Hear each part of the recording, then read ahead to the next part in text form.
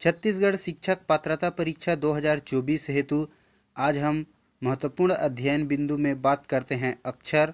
हिंदी वर्णमाला में अक्षर को हम लोग वर्ण कहते हैं, है ना। वर्ण का दूसरा नाम जो है क्या है, अक्षर है। वर्ण वो मूल ध्वनि होती है जिससे आगे तोड़ा नहीं जा सकता, मतलब उस मूल ध्वनि को हम तोड़ नहीं सकते। हिंदी वर्णमाला में 52 वर्ण होते हैं, जिनमें जो है 11 स्वर और 41 व्यंजन होते हैं। ठीक है, याद रखिएगा, स्वर मुख्यतः रूप से वे वर्ण जो बिना किसी रुकावट के उच्चारण किए जाते हैं, है ना, उच्चारित किए जाते हैं, स्वर कहलाते हैं। तो व्यंजन किसे कहेंगे, वे वर्ण जो अर्थात जिनका उच्चारण जो है स्वर की सहायता से किया जाता है, व्यंजन कहलाता है ना। इनका एक एक छोटा सा ओवरव्यू उदाहरण देखते हैं।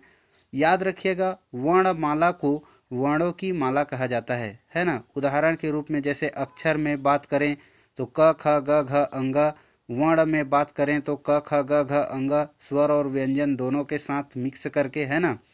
स्वर में बात करें तो अ आ ई उ री ए ऐ ओ और व्यंजन में बात करें तो क ख ग घ अंग, स्वरों को छोड़कर। ठीक है, तो इस प्रकार से आप समझ सकते हैं। आगे बात करते हैं वर्णों का महत्व। तो वर्णों का क्या महत्व है, वर्णों का उपयोग जो है शब्दों को लिखने के लिए किया जाता है। फिर जो है शब्दों का उपयोग वाक्यों को बनाने के लिए किया जाता है ना। और वाक्यों का फिर जो है उपयोग किस लिए किया जाता है जी, अपने विचारों को व्यक्त करने के लिए किया जाता है। ठीक है, तो वर्णों का महत्व है ना यहाँ। अब आगे बात करते हैं अक्षर और वर्ण में छोटा सा अंतर है। देखिएगा, अक्षर एक लिखित चिन्ह है जबकि वर्ण एक ध्वनि है। एक अक्षर कई वर्णों का प्रतिनिधित्व करता है। ठीक है, ये प्रश्न में पूछा जा चुका है।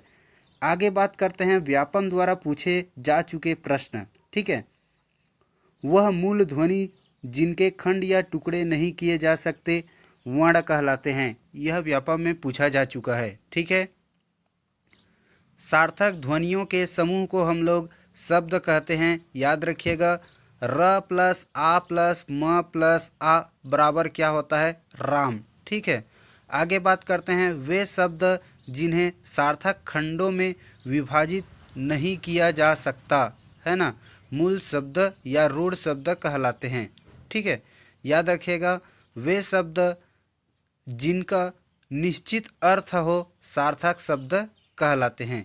ठीक है, आगे बात करते हैं दो या दो से अधिक पदों का सार्थक समूह जो है क्या कहलाता है, वाक्य कहलाता है। ठीक है, आगे बात करते हैं ध्वनियों के मेल से बने सार्थक वर्ण समुदाय को हम लोग क्या कहते हैं, अक्षर कहते हैं। आगे व्यापम द्वारा पूछे गए यह सभी प्रश्न इम्पोर्टेंट है। ठीक है, भाषा वैज्ञानिकों ने हिंदी भाषा को 5 उपभाषाओं में व्यक्त किया है, बांटा है। ठीक है, छत्तीसगढ़ी भाषा पूर्व हिंदी भाषा का अंतर्गत आता है। ठीक है, आगे बात करेंगे खड़ी बोली का मूल नाम जो है कौरवी है। ठीक है, इनको याद रखिएगा। हिंदी भारोपीय परिवार की भाषा है, यह प्रश्न पूछा जा चुका है। आगे बात करते हैं हिंदी क्षेत्र की प्रमुख बोलियां को हम लोग विभाषा कहते हैं। ठीक है, देवनागरी लिपि का जो है विकास है ना, वह ब्राह्मी प्राचीन लिपि से हुआ है। ठीक है, और राष्ट्रीय हिंदी दिवस जो है 14 सितंबर को मनाया जाता है। ठीक है, याद रखिएगा 15 महत्वपूर्ण फैक्ट। भाषा जो है मनुष्य की जन्मजात संपत्ति है, यह व्यापम द्वारा पूछे जा चुके हैं। ओके।